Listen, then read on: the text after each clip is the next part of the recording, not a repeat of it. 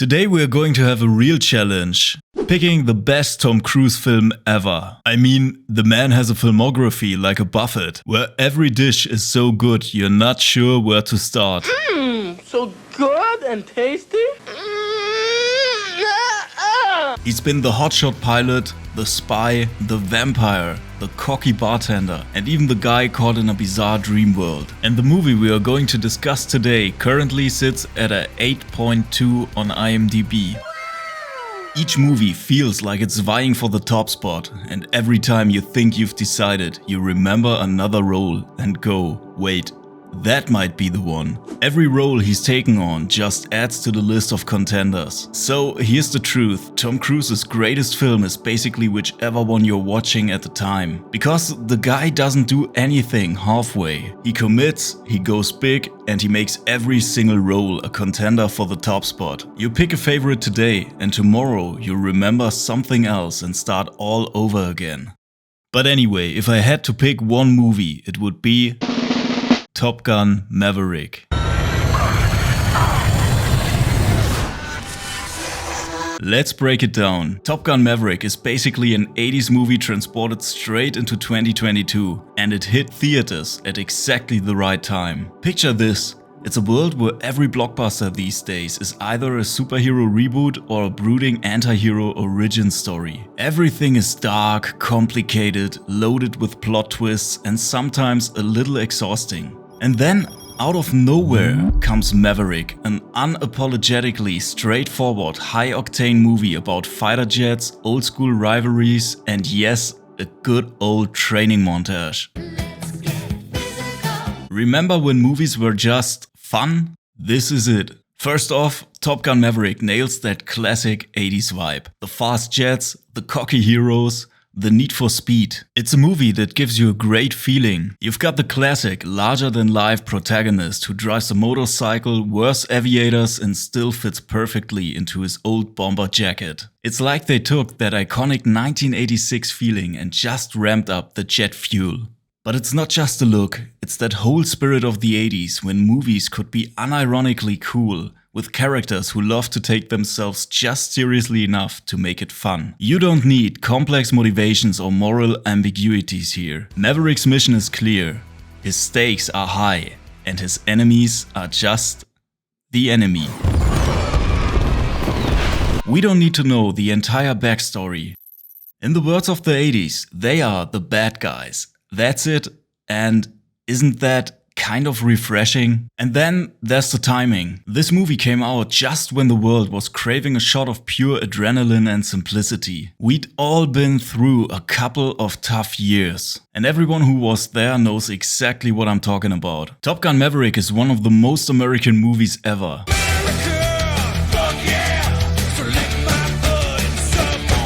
And I never felt like the world needed a movie more than this one. And I'm not even American.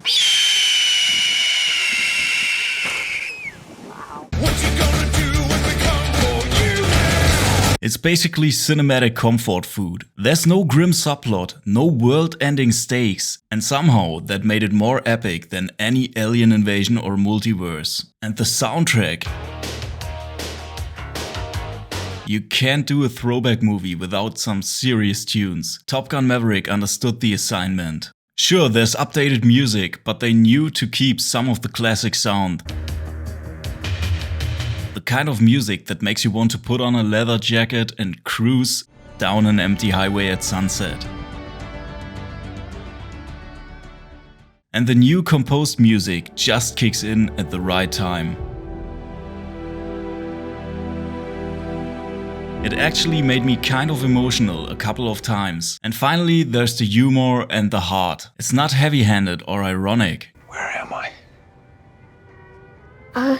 It's just honest, old-fashioned movie magic. Maverick might be older, but he's still the same guy with a rebellious streak trying to make peace with his past. And I guess that speaks to a lot of us. The emotional moments with hit hard, but it's not all tragedy. It's sprinkled with humor and the kind of nostalgic warmth that reminds you of an era where movies wanted you to feel good by the time the credits rolled. It's loud, it's confident, and it's got no time for existential dread. And ultimately, it's a big bold reminder that sometimes a great movie can just be fast jets, big heart, and one guy's determination to prove he still got it. You don't need much brain for it, and that makes it great. So even though the story is practically not there, let's talk about it. Just imagine this. It's been a cool 36 years since Captain Pete Maverick Mitchell bust his way into the Top Gun program, dodging death and authority with that trademark Tom Cruise smirk.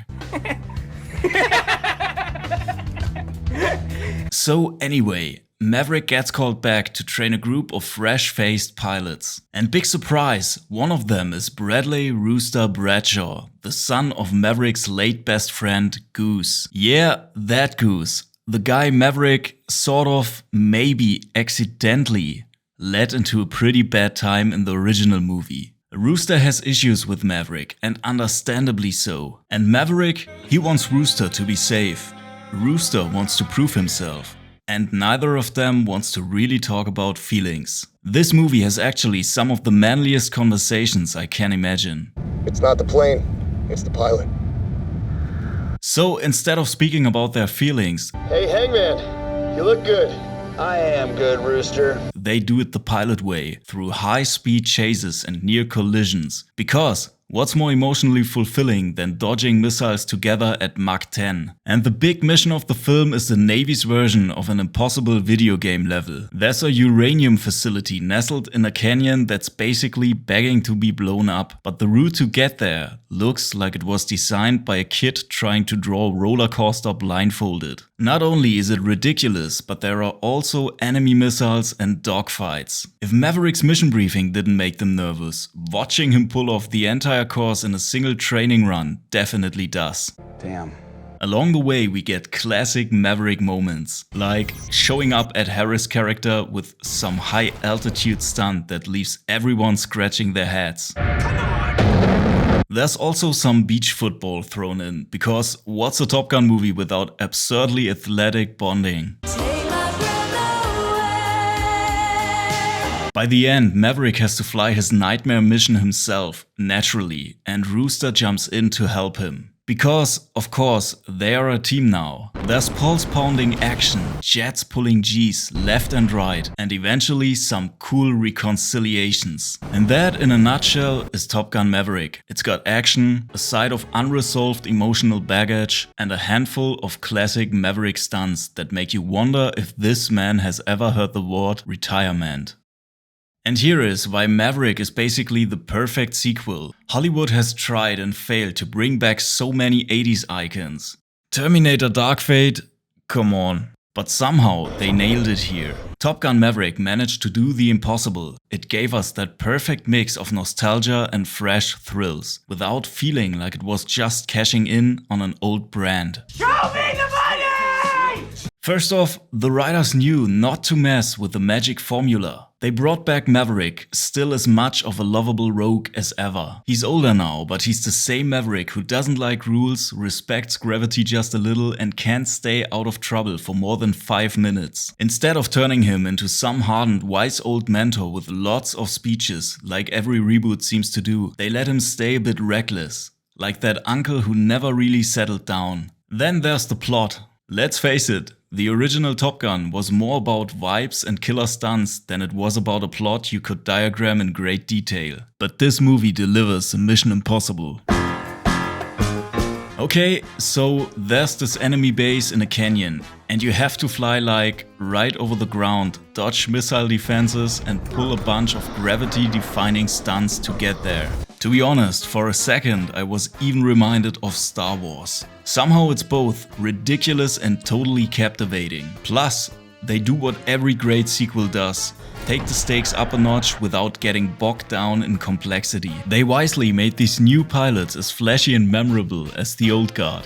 but still made room for Maverick to shine. Hangman is cocky, but in a way that's slightly different from Iceman. Phoenix adds a nice layer of team camaraderie. And Rooster? He's the perfect echo of Goose. I mean, after watching this movie, I can't imagine any other actor playing this role. It's like the writers just knew exactly where to sprinkle in those bits of the past without overdoing it. And speaking of the past, Val Kilmer. They found a way to bring Iceman back in a way that's meaningful without being forced. There's this quite respectful nod to his character's rivalry and friendship with Maverick, and it's a heartfelt moment that actually works because, well, they didn't overdo it. Finally, we've got to talk about the action. In the 80s, Top Gun's aerial scenes were revolutionary, but this time they had actors literally up in fighter jets pulling G's for real. Real G-forces. And I'm not talking about the graphics card. They didn't just make things flashier, they made them more intense. You feel every twist and turn, every dive and roll, like you're right there in the cockpit. So ultimately, Top Gun Maverick didn't just cash in on nostalgia, it respected the original, upped the ante, and brought something that actually felt new to the table. It didn't ruin our memory of the first movie. It actually added to it. And let's be completely honest here, that's about as rare in Hollywood as Maverick himself following an order. But let's get back to the point. Why is Top Gun Maverick the greatest Tom Cruise film of all time? Tom Cruise is the man, and the man has been running, and running fast, through action films for decades. Whether he's saving the world in Mission Impossible, reliving his entire childhood trauma in Born on the 4th of July, or staring intently at things with futuristic computer screens in Minority Report. But Maverick?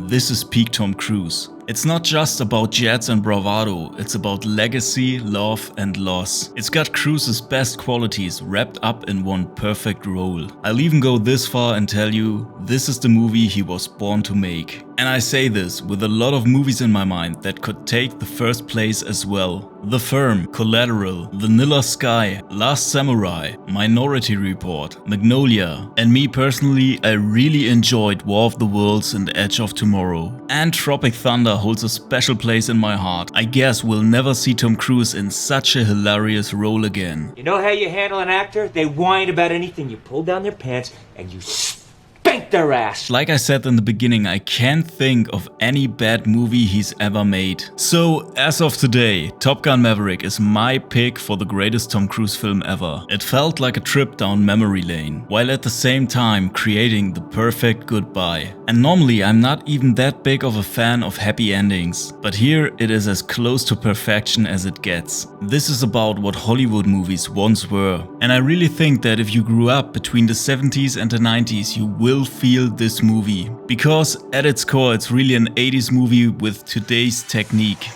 So, as always, I'd really love to know if you agree with me. And if not, change my mind. That's it for today and I'll see you next time.